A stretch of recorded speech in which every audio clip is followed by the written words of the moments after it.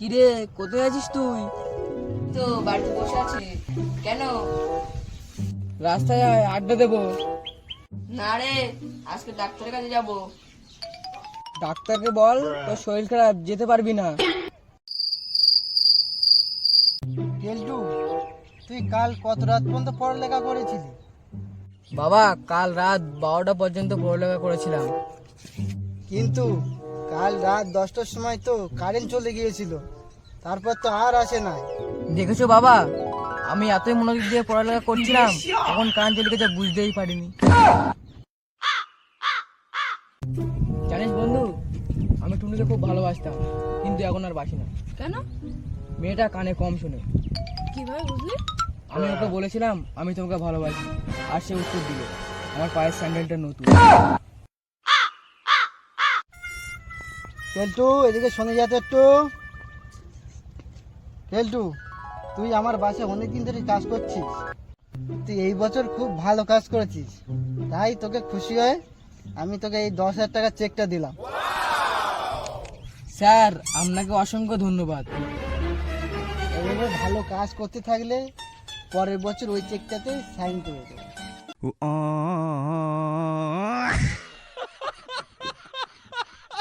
জানিস বন্ধু, আমি 10 টাকা দিয়ে একটা জিনিস কিনেছি, তোর কাছে 5 টাকা দিয়ে বিক্রি করবো, তবু আমার 5 টাকা লাভ হবে।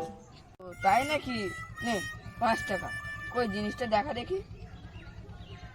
এই নিয়ে ব্যবহার করা বাসের টিকিট।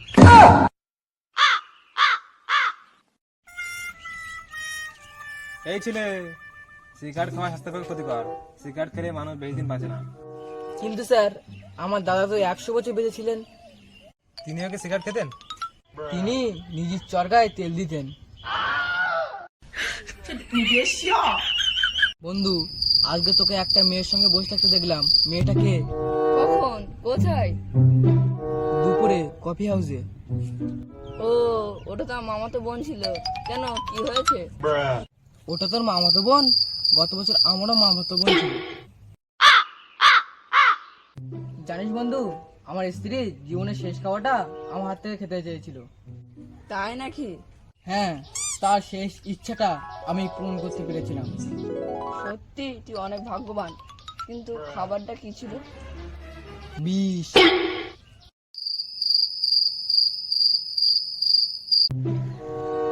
বাবা, হ্যাঁ বল।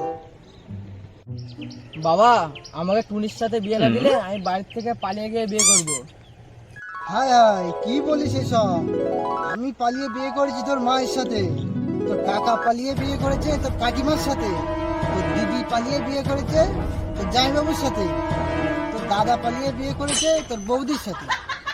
এখন তুই তুইও পালিয়ে বিয়ে করিস, আমাদের বাড়ির মান সম্মানটা থাকবে?